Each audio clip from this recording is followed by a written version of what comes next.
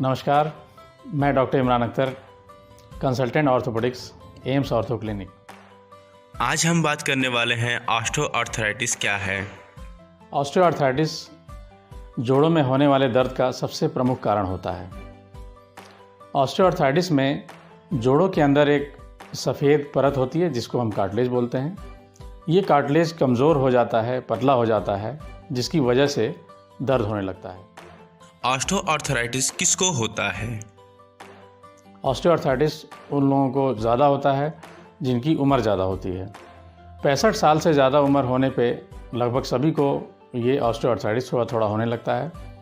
30 साल से कम उम्र में इसके होने के चांसेस 1% हैं और 60 साल से ज़्यादा उम्र होने पे ऑस्टियोआर्थराइटिस होने के चांसेस 50% से ज़्यादा हो जाते हैं।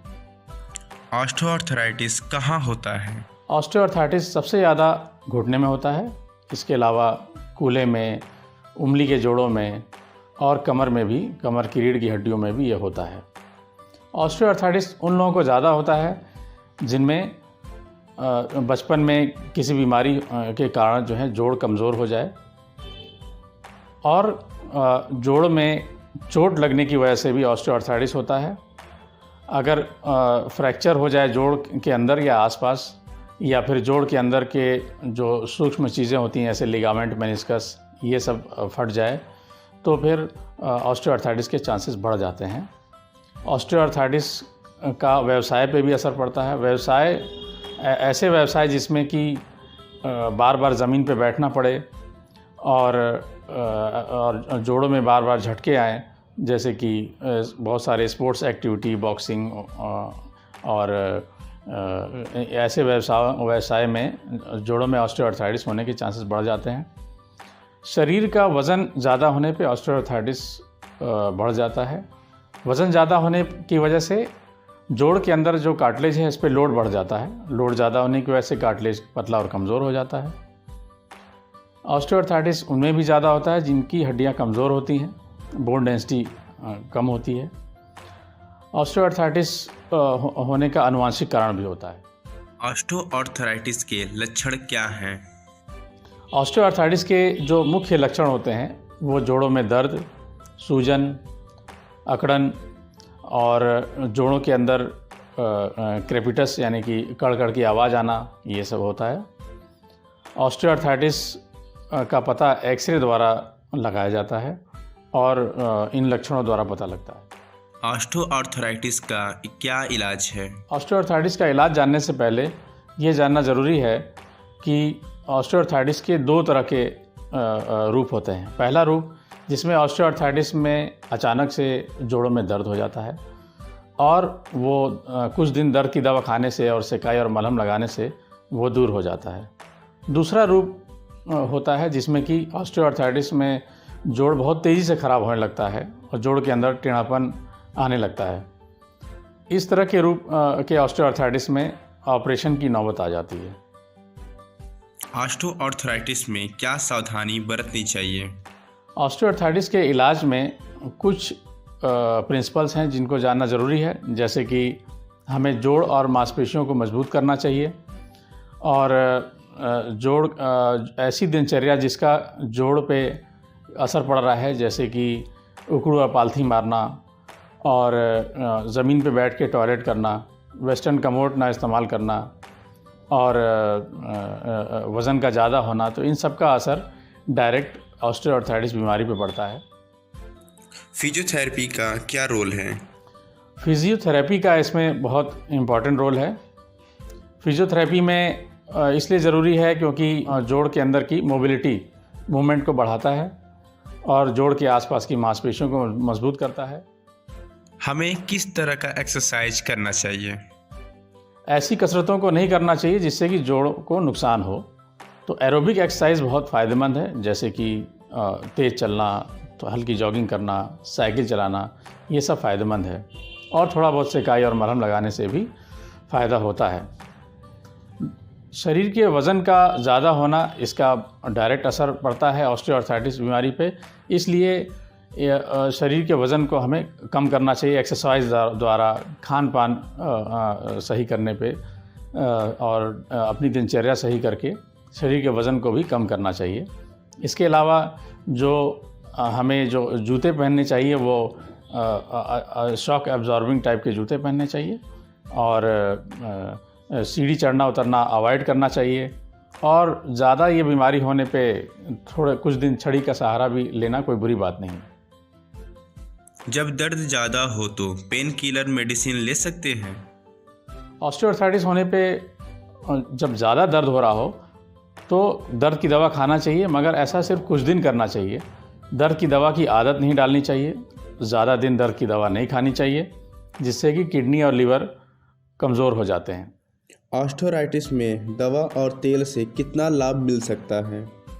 इसके अलावा जो तरह तरह के ऐड आप देखते हैं, तरह तरह के तेल कैप्सूल्स ऑस्टियोआर्थराइटिस को सही करने के लिए, तो ये जानना ज़रूरी है कि ऑस्टियोआर्थराइटिस को जड़ से ख़त्म करने के लिए कोई ऐसी दवा, टैबलेट, गोली आज तक बनी नहीं है। ना कोई ऐसा तेल बना है जो आप लोग ऐड देखते हैं कि ऐसा कोई तेल जिसको लगाने से ऑस्टियोआर्थराइटिस पूरी तरह सही हो जाए। ऐसी कोई तेल और ऐसी कोई दवा नहीं है जो कि ऑस्टियोआर्थराइटिस को जड़ से ख़त्म कर दे। तो मेन इलाज इसका कसरत और खान पान और अपनी दैनिक दिनचर्या को सही करना, अपना वेट सही करना, मेन यही सब इलाज होते हैं। ऑस्टियोआर्थराइटिस ज़्यादा बढ़ जाने पर क्या करें? ऑस्टियोआर्थराइटिस थोड़ा और बढ़ जाने पे कुछ तरह के ऑपरेशन इसमें कारगर होते हैं।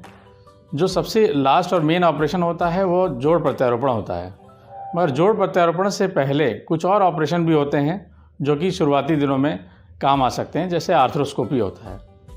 आर्थ्रोस्कोपी में जोड़ के अंदर एक छोटा सा छेद, 4 मिलीमीटर छोटा छेद बना करके जोड़ के अंदर की सफाई की जाती है। जोड़ के अंदर जो छोटे छोटे कण इकट्ठा हो जाते हैं उनकी सफाई की जाती है।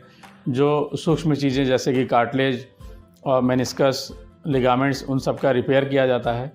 तो इन सब से भी हम जोड़ को प्रत्यारोपण से बचा सकते हैं।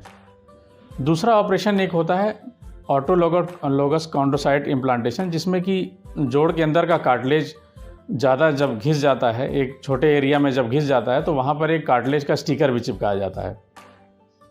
तीसरा जो ऑपरेशन है वो है ऑस्टियोटमी।